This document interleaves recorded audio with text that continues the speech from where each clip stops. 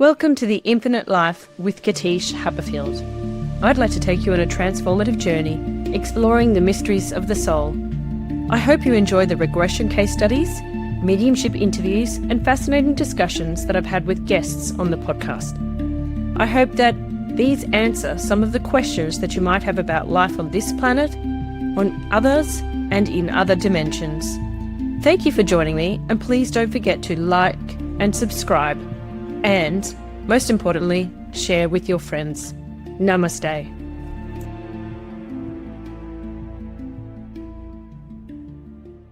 Welcome back to the Infinite Life with Katische Haberfield. I'm your host, Katische Haberfield, and this week we have an amazing guest with us, Alex Reynolds. Now, Alex is somebody whose profile I came across on Podmatch, and he's in season 13 because what jumped out for me was the continuing theme where I've been exploring myself and my soul through poetry. And so, we've already had in episode 1 a fabulous interview with somebody else who has written poetry, Rahul. And so now I'd like to formally introduce Alex by reading his profile, and then I'll welcome him to the show. So now I know I'm going to stuff this up, Alex, but anyway, I'm allowed to because I'm in Australia. So based in the boondocks of Adirondacks. How do you even say that? How do you say where you live? A-D-I-R. Adirondacks. Adirondacks. Oh, God. Adirondacks. I can edit that bit. Based in the boondocks of Adirondacks, Alex Reynolds is an ascetic with a YouTube channel. As a 90s baby from an ordinary working class family, he lived on mac and cheese with sliced hot dogs and Fruity Pebbles. Later, as a juvenile, he ran into legal trouble. A series of inexplicable mystical experiences and a close encounter with physical death corrected his course and set him on his current path of awareness. From what he witnessed, he made it his mission to share his knowledge and information through dissemination. Manifest Your Immaculate Conception is a multidimensional poetic demonstration, his first book, confirming that one need not be a fixed identity in a world with infinite possibilities. He speaks to the self-same spirit soul with the individual, knowing that behind modern obstacles lies a vital principle, something eternal. And he encourages the reader to access its force, thus their limitless potential. In each of us, he knows there is something original, something waiting to find expression, an immaculate conception, an idea of God. Welcome to the podcast, Alex. Thank you. Thank you for that wonderful introduction, and that's actually a summary from the book. So okay, perfect. Now I'm going to ask you a dumb question, just to break the ice a bit. Is it never the same? Dumb question. Is it the same with those chairs that are gone famous worldwide? The I don't even say where we come from. There's these chairs that are famous. They're made of wood that sort of recline back. That are called those chairs.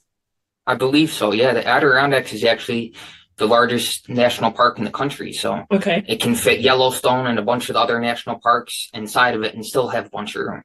Oh, right, okay. But it's lesser known, like not as popular as, Yellowstone and some of the other national parks in the country, so. Okay, right. Just a fun fact. Yeah, no, it's interesting because I've traveled a little bit in America, but I haven't traveled up to where you are. And I had a quick look on the map. Are you up like towards Canada, or which part of that area do you reside in?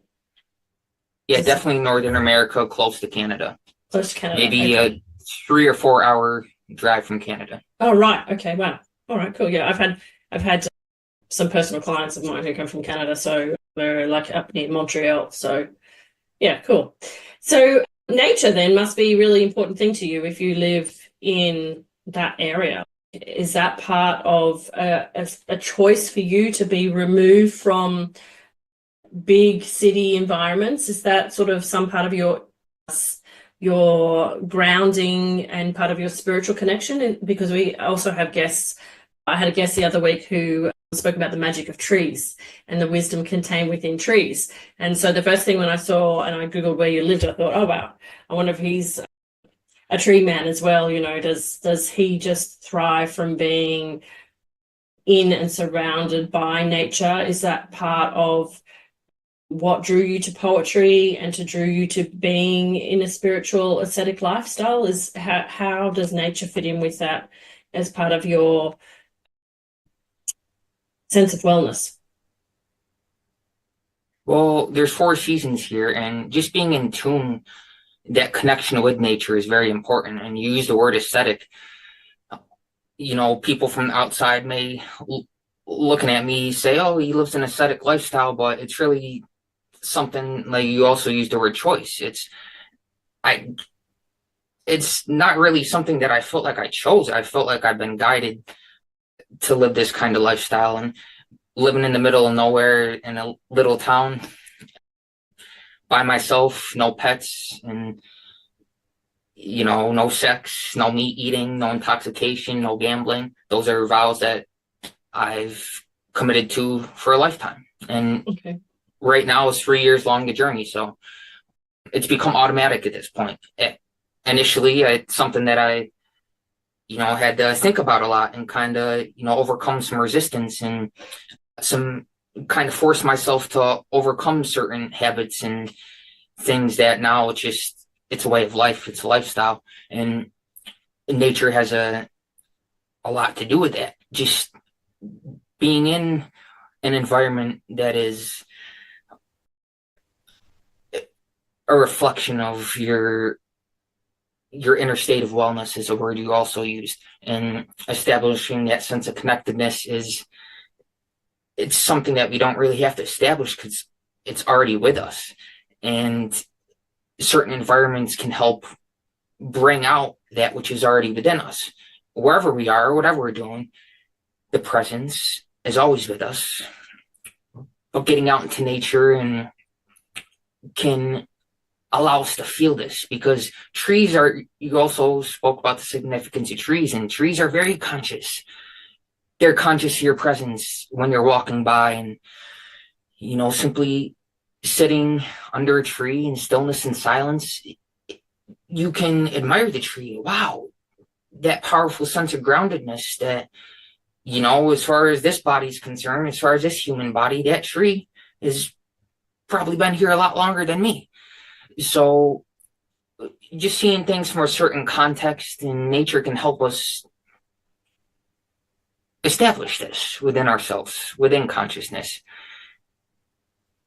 And nothing in nature, I also want to say, is impure. Only man's ideas, our ideas about nature, can be impure. But fundamentally, nothing in the world is impure. And hence the title, Manifest Your Immaculate Conception. Immaculate means pure. And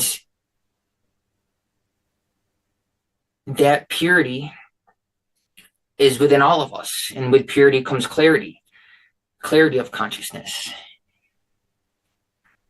And when you're out in nature, do you find yourself drawn to, like a lot of people are like, I'm a kind of shoes off person and I've got to get my feet on the dirt, or I've got to go and find moss. I have friends who are addicted to moss.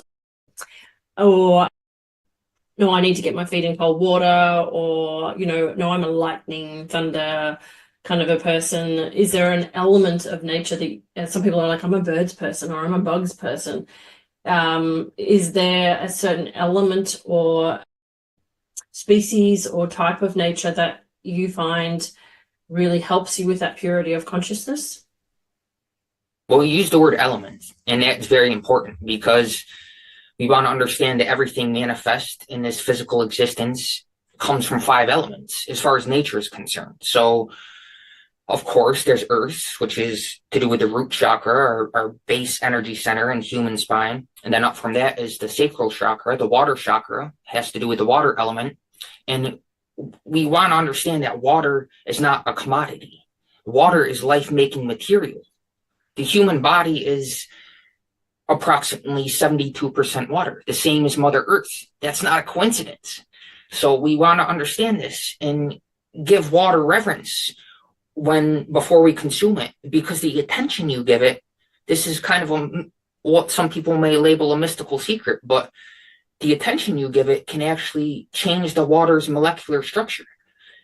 And so we want to be aware of this water, because how you treat it accordingly, it will behave within you according to how you treat it. So, and before I get off on a tangent, because I can tend to do this, I feel myself getting carried away and excited because every day I'm conscious of incorporating these 5 elements: earth, water, fire, wind, and space. Akash, ether, which is everywhere, all around us. And talking about elements, up from the water element in the human spine, that fire within us, that inner fire, we want to nurture that inner fire, that digestive fire, which is related to the solar plexus. And when we're conscious of this on a daily basis, we incorporate these 5 elements, and thus nature is very alive within us, and we feel that sense of connectedness. And up from that is the wind or the air element related to the heart.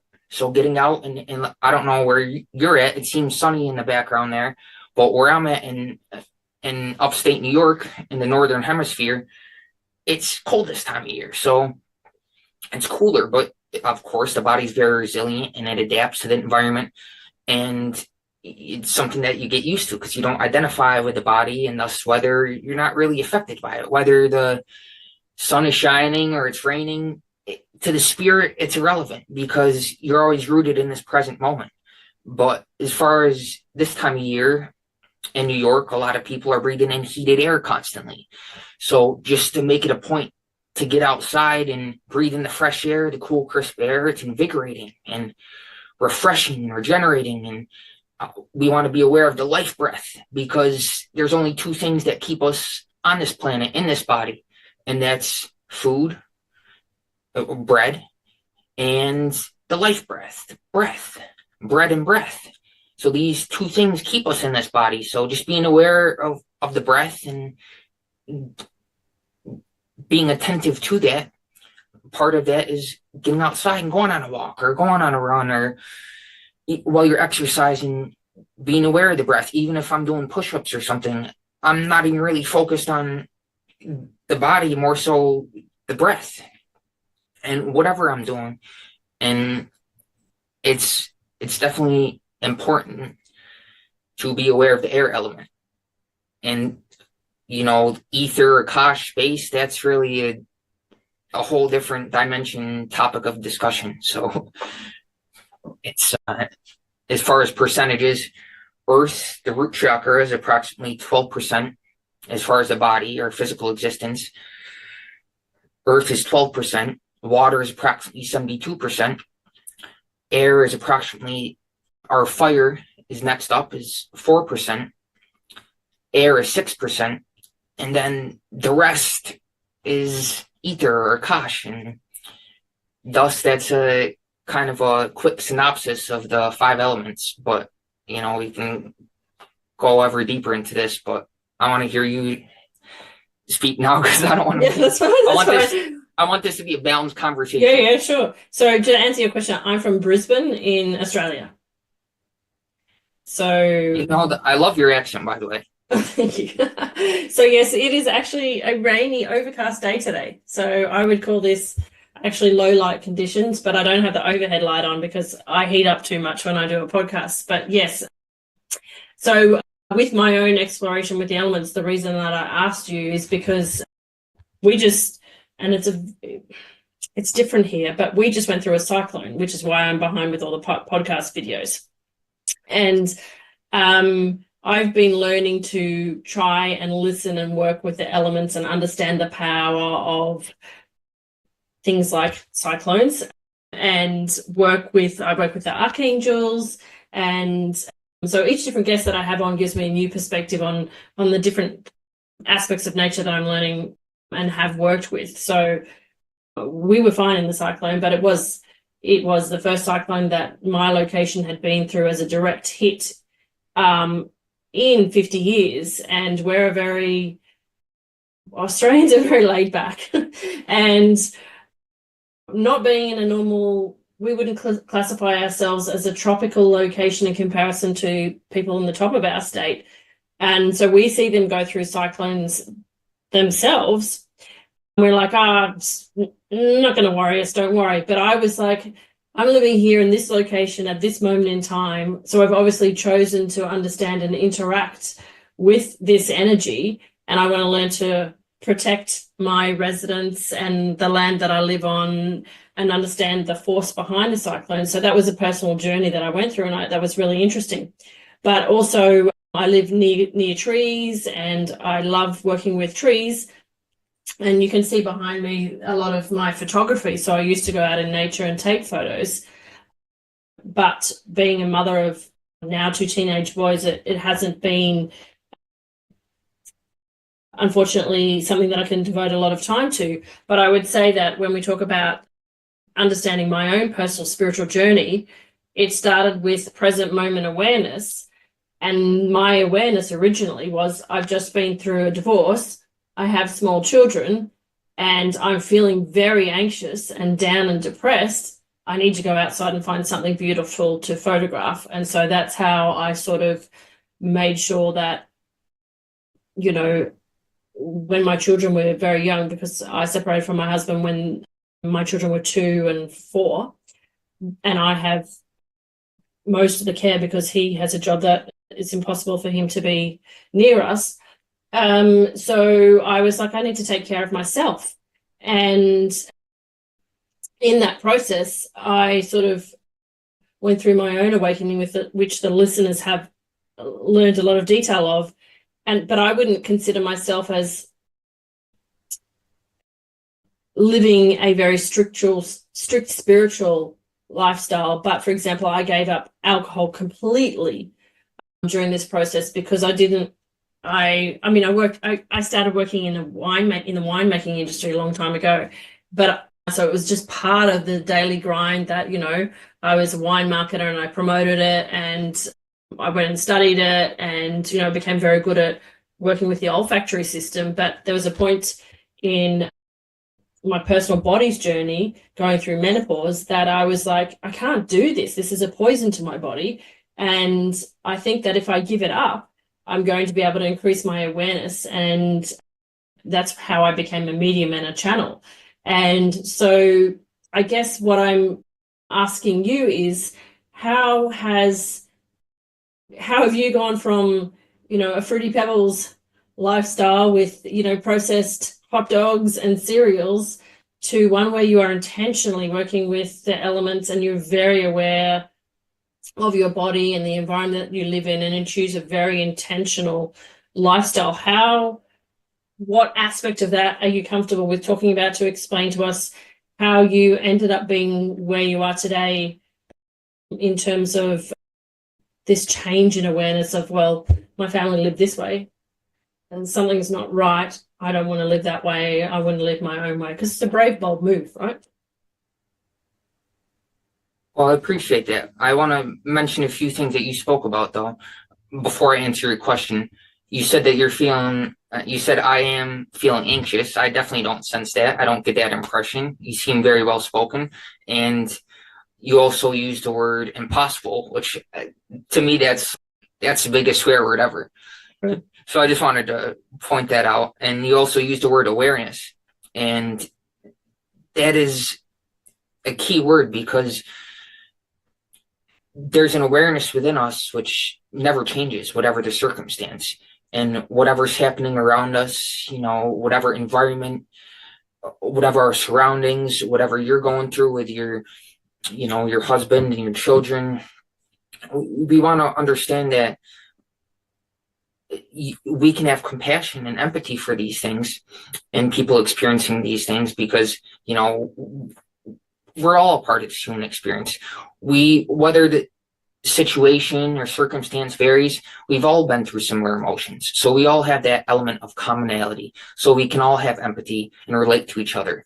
However, we can also realize that the difference between what's temporary and what's eternal. And this awareness within us is eternal. And it's changeless. And the same awareness within me is the same awareness within you and all of humanity. And when this is our context, the context of our existence, then there's equal pleasure in every circumstance. And so it's easy to give up things like, you know, alcohol, and which, congratulations, by the way, that's a great thing to give up. My mom recently gave up Diet Pepsi, and to some people, oh, that's easy, but yeah, that was a big thing for her. She drank it a lot every day, so just little small accomplishments like that, I'm excited for, and other people. And other people tell me, I got rid of this, or I started doing this, started exercising more. Just people doing things to improve and lead them to their ultimate well-being. That's what really motivates me and gets me excited, because the truth is unity, and in that truth there's no polarization, because the truth is unification, and unification creates no opposition, whereas like physical force creates a counter force and creates polarization, and so there's resistance. But when your very existence is rooted in that unity and that self-same awareness within you and me, then there's never any resistance. And in a way, life becomes effortless. Even effort is effortless. Like doing vigorous physical activity and exercise, to a lot of people that may seem like it's hard work. But when you're in a certain state of mind or consciousness, you don't really identify with the body and mind. And so your capacity to engage in activity becomes full scale, and you're not limited by a physical or mental dimension of the human experience. And to answer your question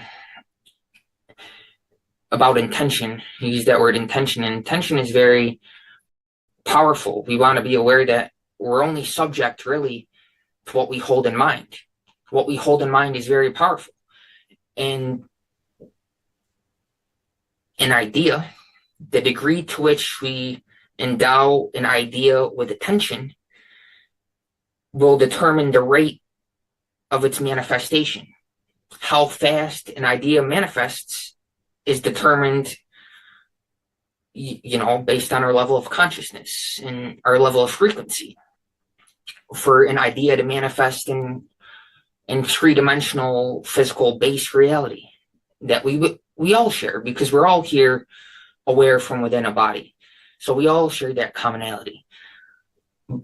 And thus there's that unity. But we also want to understand that there's different levels to reality, different realities. And I love the title of your podcast, The Infinite Life. And we want to understand that there's an infinite reality. And with this awareness, that becomes the priority. And one may, the world may call somebody an ascetic or a mystic. And of course, these are labels, but the true mysticism is something you can't fake, because you can't fake your energy. And for the mystic, that infinite reality becomes the priority. And it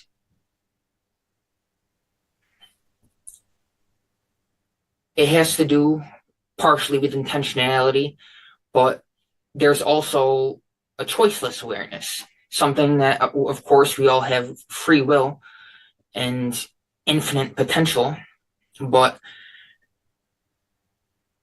and we all have the ability to make choices, and these choices have consequences, but there's also simply an awareness of existence itself, our beingness, which doesn't need to make any choices. And when we're rooted in that, we can freely make choices, and there's never any suffering or struggle, and because one is impartial, and there's really no preference between that and this, because it's all a part of existence and the life process, and everything's experienced as being harmonious, as an extension of one's consciousness, because everything is seen as a concept. In this physical reality, everything started off with a thought in mind. And to reiterate again, just that repetition is important, that we're only subject really to what we hold in mind. And so any limiting beliefs and programs that we may have picked up from, our childhood, our parents and teachers, they may have, had the best intentions and wanted to put us on the right path to what they believe is the right path.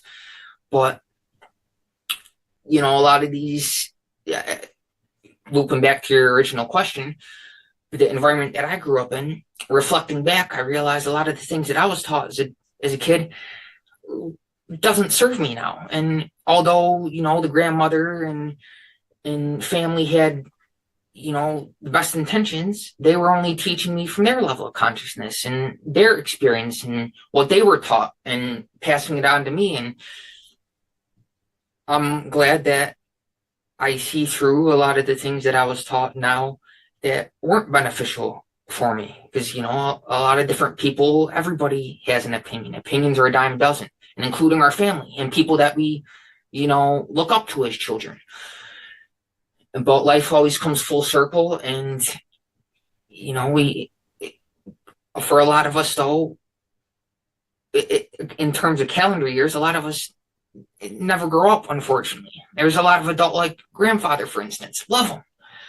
Nothing against him, but even Graham said, he's an overgrown baby. He gets emotional about, little petty things and things that make you scratch your head. Like, really? You're going to get upset over that? So maturity has nothing to do with calendar years, with relativity.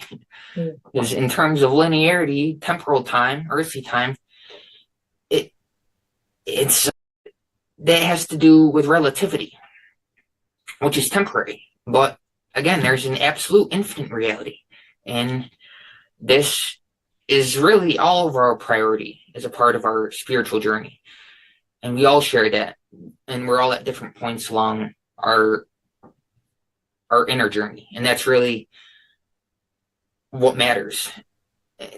That's all of we share this commonality. That's our top priority, whether we realize it, we're conscious of it or not. Really, the most important things are our spiritual alignment and enlightenment, we could say. But there's nobody to claim it. There's nobody to say, hey, I'm enlightened, because you're already born that way. Somebody saying that is missing the point, because there's no person to be it. You already are it. You can't not be it. And I sense myself getting off on a tangent, so. That's all right. So how did it says in your profile that you had some inexplicable mystical experiences. So I'm guessing that they were like defining points for you that changed your awareness and consciousness. Would that be fair to say? Or how did it work out for you? Yeah, I mean, inexplicable, a synonym for that is indefinable, not measurable, because our soul, our essence, is really not measurable or definable in terms of physical existence, in terms of three-dimensional, solid reality. There's a part of us which is transcendent to this. Again, a part of the infinite reality. And we all share this commonality. So to talk about, certain things, one is only going to be able to understand from their level of consciousness, right? And we want to understand that perception is not reality, because 100 different people can view the same situation, can be a witness, an observer of the same situation, but give you 100 different interpretations. The situation didn't change. It's just the person's interpretation or their subjective experience of the situation that changed. And so we want to understand that really the only significance of physical existence is how it's subjectively, inwardly experienced. And from this context, with this awareness, we prioritize the inner spiritual reality, our subjectivity. And thus, we live a life that we can label spirituality, because that comes our priority. And with certain experiences, for instance, let's say near-death experience, you leave the physical body. It's like you're outside of the body and the body's over there. And you say you're looking down upon the body becomes a lot less interesting. It becomes less important. And the fate of the physical body is of less importance than to the average person. That is, we could say, an ordinary human consciousness. And then based on, unresolved, you could say, karma or desires, you come back to the body to have those manifest while you're still in the body. And then when you leave it, there's no problems, because you realize that death is illusory, and that there's our true essence, our soul, there's something within us which never dies. And when you overcome the fear, the illusion of death, you realize that all fear is illusion, then you're fearless, because the root of all fear is the fear of death. And once that's transcended, once that's realized, hey, I can't die, there's a part of me, there's something within me that I can't, not only in understanding it or thinkings, you understand it intellectually, but actually experiencing that, an out-of-body experience, then you're naturally fearless. And thus, you're invulnerable to being programmed in the threats of the world, and you can't be manipulated and controlled by people, because you're in tune with that part of yourself which is changeless, and which represents permanence, which is that permanent awareness within us that we all share.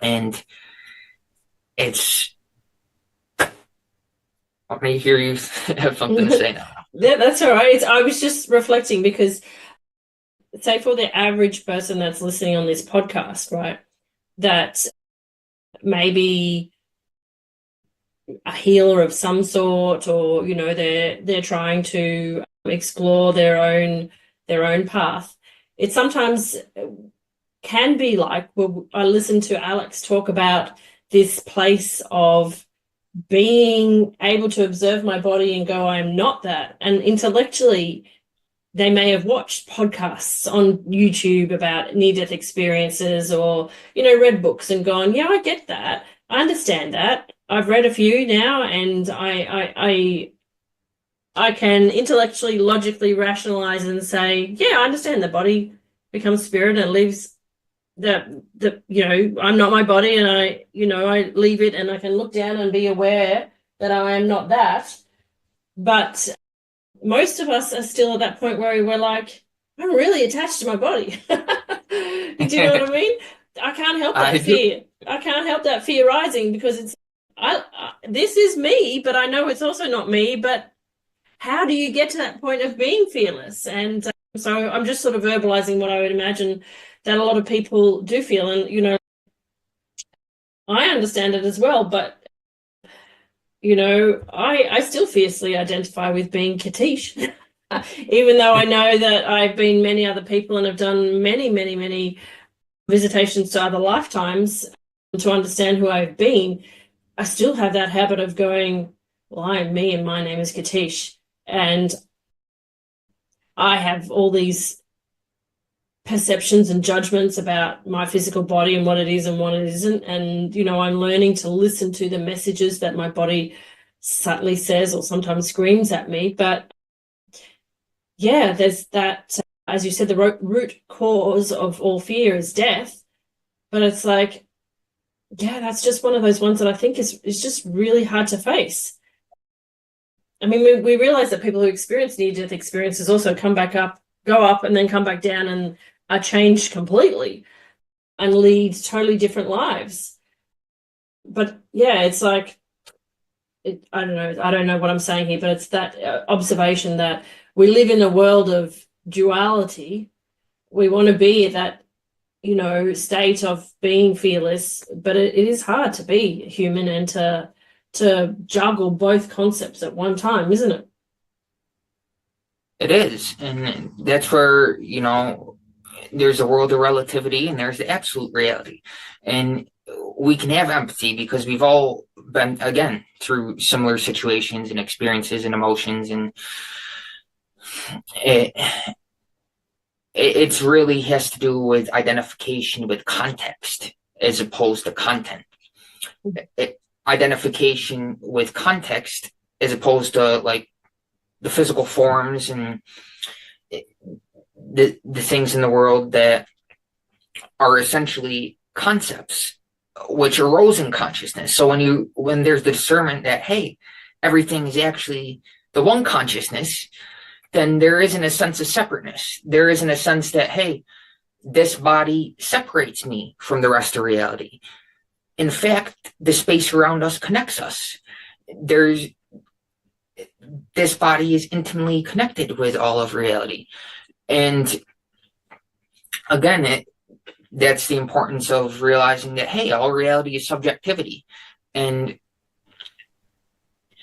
because, I went through this too, practically speaking, like in the earlier years, going back to what you read in the introduction about eating Fruity Pebbles and growing up on Kraft mac and cheese and with cut up hot dogs. And,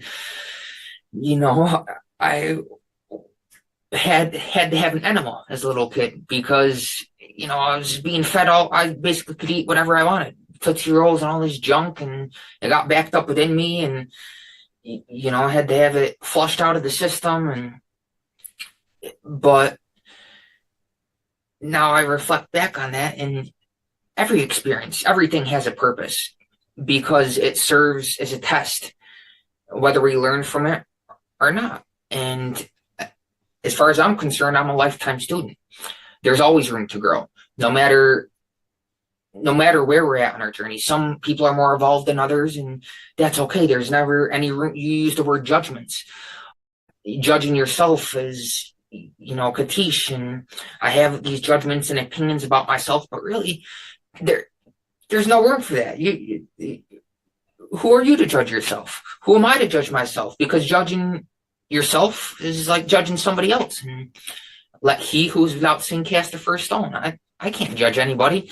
And that's something I've really had to do the inner spiritual work on myself is judging myself and saying that, hey, I shouldn't be doing this. This is a sin, and all these limiting beliefs that I had that were limiting me and limiting my perception of reality and limiting the soul, the essence within me, which is actually limitless. And so these programs, it's part of the surrendering process to let go, to learn to let go and surrender. And that's where sitting in stillness and silence is very significant, because it simply allows you to be the loving witness of the thought process. And then there's an identification with the witness of consciousness. You realize, hey, I'm not the thoughts, because the thoughts come and go. But again, there's something within us that's changeless, that awareness.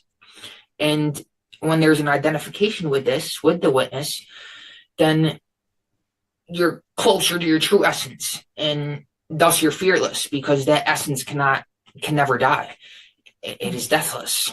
And so there's no old age and death and disease, and because all that has to do with that identification with the body. And of course, as we exist, as we're aware from within a body, practically, we have to take care of it. And that goes back to the 5 elements, being aware of our physical existence and how these elements are significant and relate to our physical well-being, and incorporating every single element, earth, water, fire, air, and space every day consciously. Our physical well-being our life becomes very strong, and this well-being has a purifying effect on the world around us and is naturally uplifting to everybody in terms of our collective consciousness.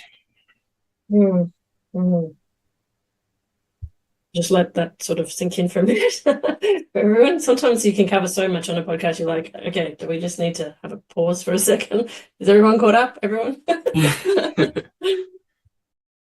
So while everyone catches up and has a think about what you just said, I wanted to give you, because we're nearly at the top of the hour, and I forgot to ask, do you have the book handy? Because do you have a poem that you would like to, or a thought, and that comes from the book that you would like to wrap up the discussion with? Something that you feel is important to leave with? No, that's a good question. I do have a copy of the book in the other room. Do you have a copy handy? No, if you want to go and grab it, then I can just pause that section of the video. Oh, it'll be quick. You don't have to pause it. Hold on, watchers. See, I'm already back. All right. So this is something that I like to do. Just spontaneously. Sometimes I'm led to go pick up a book randomly. And actually, nothing is of coincidence.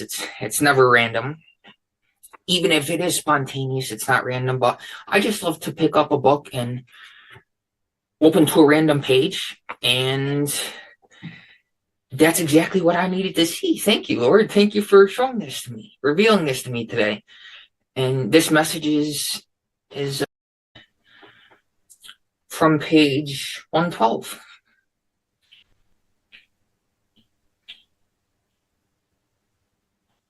And the first sentence the first words that the eyes fell upon are, "If there is anything within me divine, I ask that you show me an unmistakable sign. Silence." And then I did this intentionally. I don't know if you can see, but after the word silence, there's an empty page, a blank page. And that's done on purpose. And that's a few times throughout the book. After something is said, there's an intentional blank page, because it's meant to kind of what we just did, kind of let the reader sit and reflect and think upon what was said instead of immediately going to the next chapter, reading the next thing. Because what was said is meant to, meditate, for them to marinate upon, and not just, read the next thing quickly. Because, it's just something too, I'm guilty of, reading a whole book in a day. So, but really, it's better to, read something short and concise and sit and meditate upon it and reflect upon it, contemplate it, rather than just, speed read. Because that was something that, I saw that there's some classes on people teaching other people to speed read, as if the accumulation of information equates to knowledge. True knowledge is something that you become and integrate within your very being. It's not necessarily something that we can recall from memory, which is what most of us were taught in our younger years as children.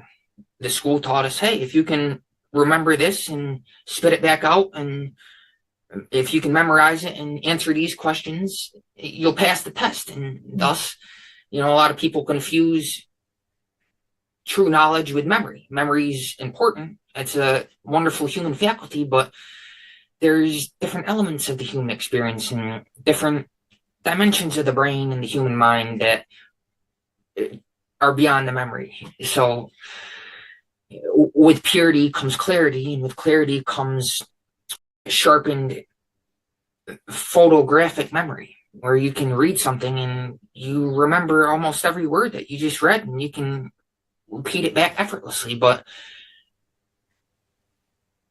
there's, again, something beyond the recall of memory and projection onto the future, and it's founded in this present moment.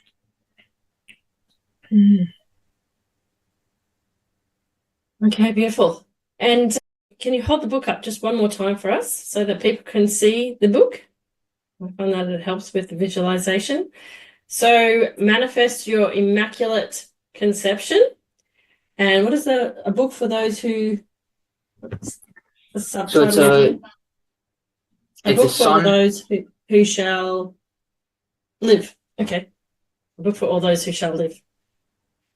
Okay, so I will put a link in the show notes for people to go and get a copy. And Alex does have a YouTube, which I will also put in there, so you can go and have a look at what's on his YouTube. So just wanted to say thank you so much for coming on the podcast today. Namaste.